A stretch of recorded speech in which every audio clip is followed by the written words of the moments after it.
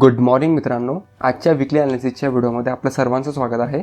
या व्हिडिओमध्ये आपण नेक्स्ट वीकसाठी निफ्टी आणि बँक निफ्टीमध्ये स्विंग कशा प्रकारे प्लॅन करू शकतो व मंडेला आपल्या ट्रेडिंग लेवल्स काय असतील याचं ॲनालिसिस करणार आहोत। तर 2 हप्त्यापूर्वी आपण जो विकली ॲनालिसिस केला होता 18,250चं आपलं टार्गेट होतं, ते टार्गेट हिट झालं होतं व त्यानंतर मी अजून एक ॲनालिसिस केली होती मागच्या व्हिडिओमध्ये की जर मार्केट या लेवलच्या खाली ब्रेकडाऊन दिला तर आपण सेल करू। परंतु आता त्यामध्ये थोडं मॉडिफिकेशन झालेलं आहे, कारण जी आता काल न्यूज आली होती की 2000च्या नोटा आता चलनातून बंद करण्यात येत आहे। तर त्यामुळे मार्केटमध्ये सर्व रिटेल लोक हे विचार करतील की निगेटिव्हिटी येईल व मार्केट खाली जाईल। परंतु म्हणून आपण इथे थोडी मॉडिफिकेशन केलं आहे, आपण वरच्या साईडला लेवल्स बनवणार आहोत। तर चला चार्टवरती जाऊन ते बघूच।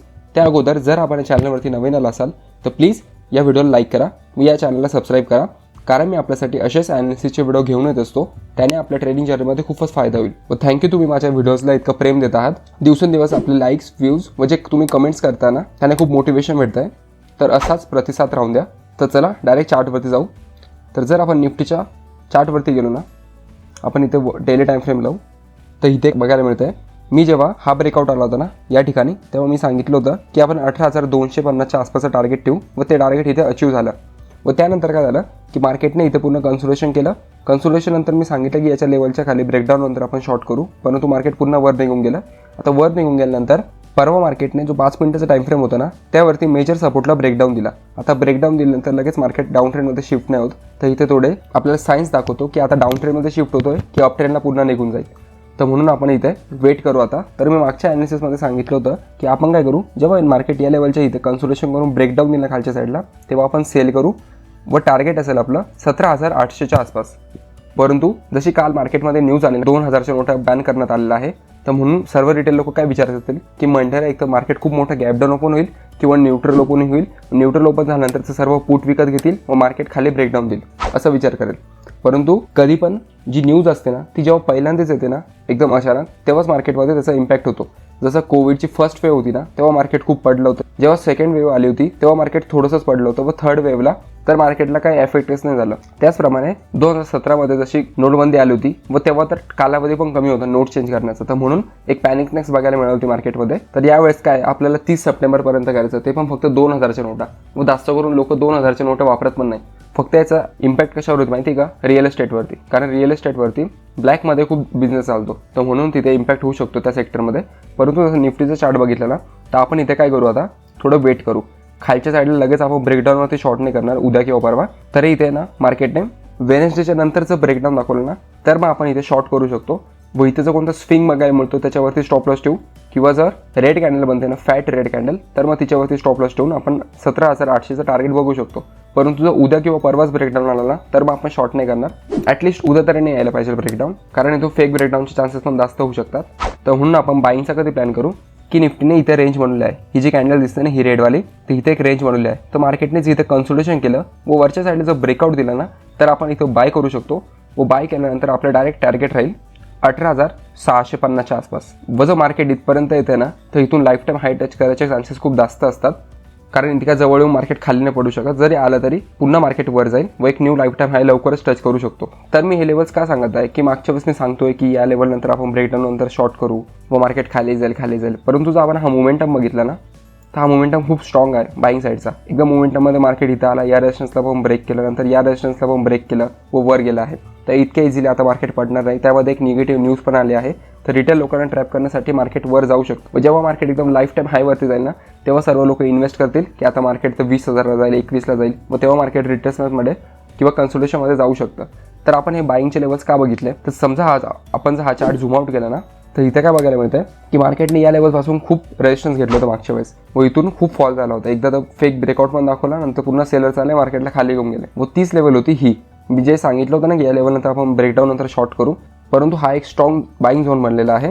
व अजून मी तुम्हाला एक फिबोनाची रिट्रेसमेंट लावून दाखवतो की जर आपण हा जो फॉल आला होता ना लाईफ टाईम हायपासून, तर इथून जर आपण फिबोनाची रिट्रेसमेंट लावली ना या हायपासून तर इथपर्यंत, तर इथे काय बघायला मिळतं की जो 61.8चा लेवल आहे ना तिथे मार्केटने एकदा ब्रेकआउट देण्याची प्रयत्न केला, परंतु पुन्हा सेलर्स आले, पुन्हा प्रयत्न केला, पुन्हा सेलर्स आले।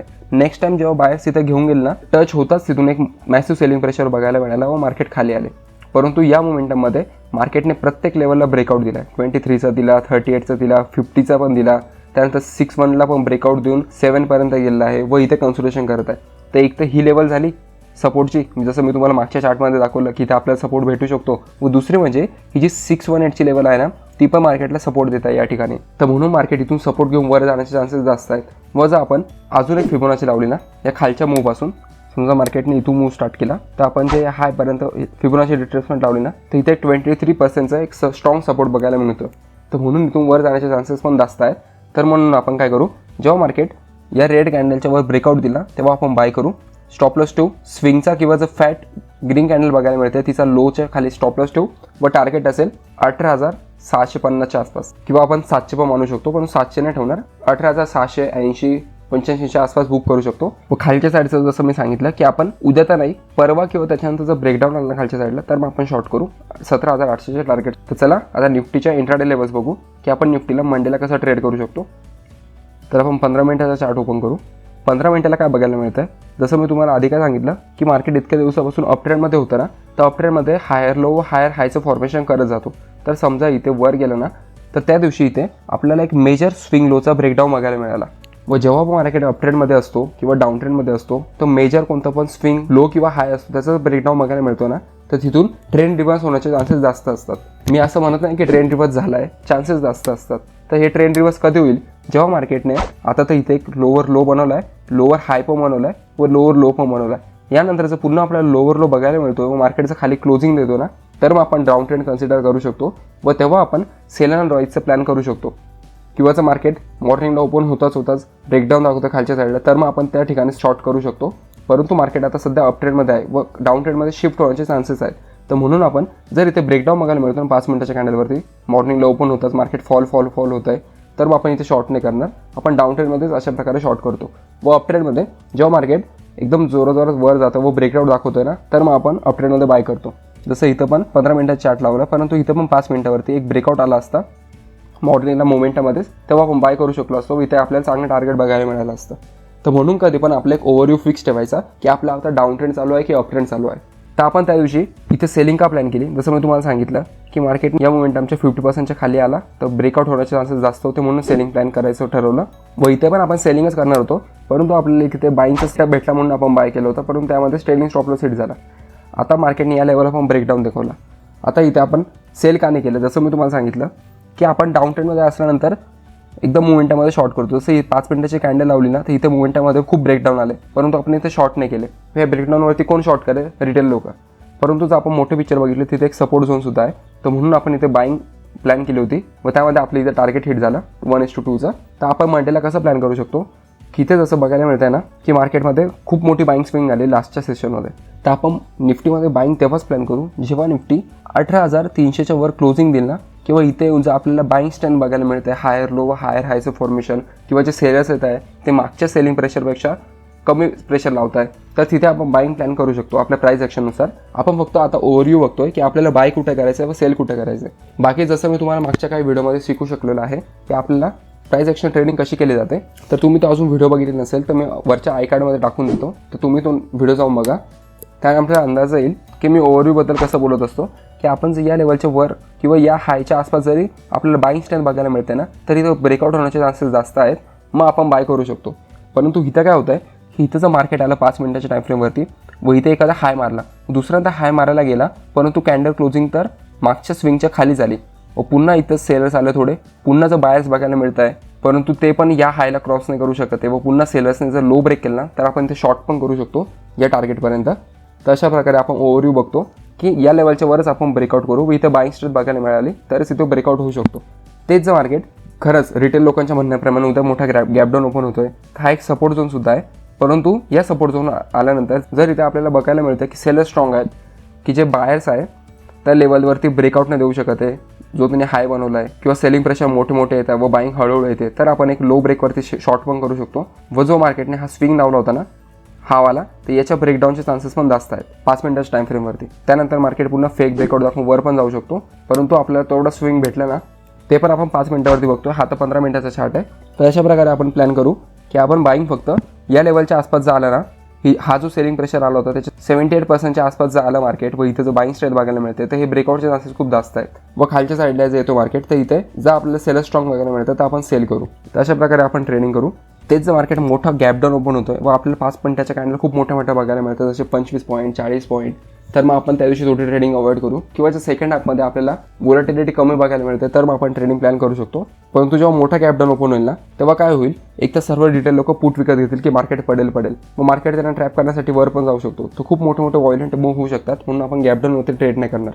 व गॅप अप जर झाला या लेवलच्या वर पण गॅप ओपनिंग झाला तर मग स्ट्रेंथ बघून आपण डायरेक्ट कंटिन्युएशन मोमेंटममध्ये ब्रेकआउटवरती पण ट्रेड करू शकतो व या हाय ब्रेकचा एक टार्गेट लावू शकतो 520च्या आसपास. अशा प्रकारे आपण निफ्टीमध्ये प्लॅनिंग करू. तर चला बँक निफ्टीचे लेवल्स बघून घेऊ.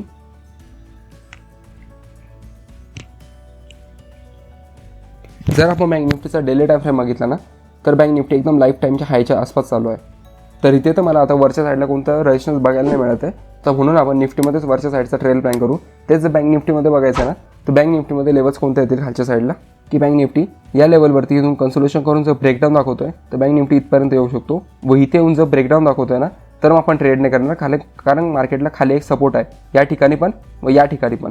तर इथं मार्केट कन्सोलेशन नंतर अप्पर साईडला जर ब्रेकआउट आला तर मग पुन्हा मार्केट इथपर्यंत येऊ शकतं. त्याचं खालच्या साईडला ब्रेकआउट आला ना त्याची शक्यता खूप कमी आहे कारण जर इतका बाईंग स्विंग आला ना तर इतक्या इझिली सेलर्स मार्केटमध्ये येणार नाही व मार्केटला पूर्ण खाली घेऊन जाणार नाही. कारण जर मार्केट अजून खाली जातं आहे व जो हा लो बनवला होता या स्विंगचा त्याला जर ब्रेक करताय ना तर मग आपण मार्केटमध्ये एक मोठं डाऊनफॉल पाहू शकतो. तर मग इथे आल्यानंतर बघू की आपल्याला वरच्या साईडचा ब्रेकआउट बघायला मिळतो की नाही. तर इथे तर आपण कोणताही ट्रेड प्लॅन नाही करणार कारण मार्केट एकदम लाईफ टाईम ह्याच्या आसपास चालू आहे. निफ्टीमध्ये आपल्याला स्कोप होता परंतु इथे वरच्या साईडला रेजिस्टन्स नाही आहे तर आपण इथे टार्गेट प्लॅन नाही करू शकत. तर चला इंट्राडे टाईम फ्रेमवरती जाऊ. तर इथे आपल्याला एक ट्रायंगलचा पॅटर्न बघायला मिळतो. जर आपण इथून ट्रेंड लाईन लावली ना ही वाली व खालून पण जर आपण ही ट्रेंड लाईन लावली तर मार्केटला काय होतं आहे वरच्या साईडला रेजिस्टन्स बघायला मिळतो या ठिकाणी या ट्रेंड लाईनचा व खालच्या साईडला सपोर्ट बघायला मिळतो. तर जर मार्केट न्यूट्रल ओपन होतं किंवा छोटासा गॅप डाऊन ओपन होतोय व जर वर जाऊन आपल्याला स्ट्रेंथ बघायला मिळते मार्केटमध्ये प्राइस ॲक्शन बघू की सेलर्स येत आहे की नाही तर मग आपण इथे बाय करू शकतो व आपलं टार्गेट असेल 44,150च्या आसपास. तेच मार्केट थोडंसं गॅप डाऊन ओपन होऊन वर जाऊन या ट्रेंड लाईनची इथे जर आपल्याला विकनेस बघायला मिळते जर अप्पर साईडला जो स्विंग लावला बायर्सने त्याच्यावरती जो क्लोजिंग नाही येते किंवा सेलर्स लो ब्रेक करतात तर मग आपण इथे शॉर्ट करू शकतो व आपल्याला इथपर्यंतचं एक टार्गेट बघायला मिळू शकतं 43,800च्या आसपास. कारण मार्केटने इथे खूप टाईम सपोर्ट घेतलेला होता तर हे एक लेवल सपोर्ट म्हणून वर्क होऊ शकतं. तेच जर मार्केट मोठा गॅप डाऊन ओपन होतोय या लेवलवरती येतोय तर इथे जर विकनेस बघायला मिळते ना तेव्हा आपण शॉर्ट करू. इथून बाई नाही करणार आपण. जर इथून बाईंग स्विंगचा आपल्याला बघायला मिळतो ट्रेड तर आपण इथे अवॉइड करू. आपण फक्त सेलिंगच बघू या ठिकाणी कारण अगोदरच या ट्रेड लाईनच्या इथे एक डब्ल्यू पॅटर्न दाखवून ब्रेकआउट दिलं होतं मार्केट वर गेलं होतं. पुन्हा इथे येऊन डब्ल्यू पॅटर्न दाखवून ब्रेकआउट दिलं होतं मार्केट वर गेलं होतं. जर पुन्हा इथे येत आहे व पुन्हा जिथं डब्ल्यू पॅटर्न बघायला मिळतो ना तर सर्व रिटेल लोक इथं बाय करतील परंतु जे सर्वांना दिसत असतं ना ते मार्केटमध्ये वर्क नाही होणार. तर म्हणून इथे फेक ब्रेकडाऊनचे खूप चान्सेस आहेत. तर म्हणून आपण इथे बाईंग नाही प्लॅन करणार. आपण फक्त इथे सेलिंगचा ट्रेड घेऊ. बाकी वरच्या साईडला आपण सेलिंग व बाईंग दोघं पण बघू शकतो कॅन्डलस्टिकच्या बिहेवियरनुसार. तर चला मंडेला बघूच की मार्केट कसं ओपन होत आहे, रिटेलला ट्रॅप करत आहे की त्यांच्या साईडला मूव्ह करतं मार्केट. तर जर आपल्याला ॲनालिसिस आवडली असेल तर प्लीज या व्हिडिओला लाईक करा व चॅनलला सबस्क्राईब करा. थँक्यू.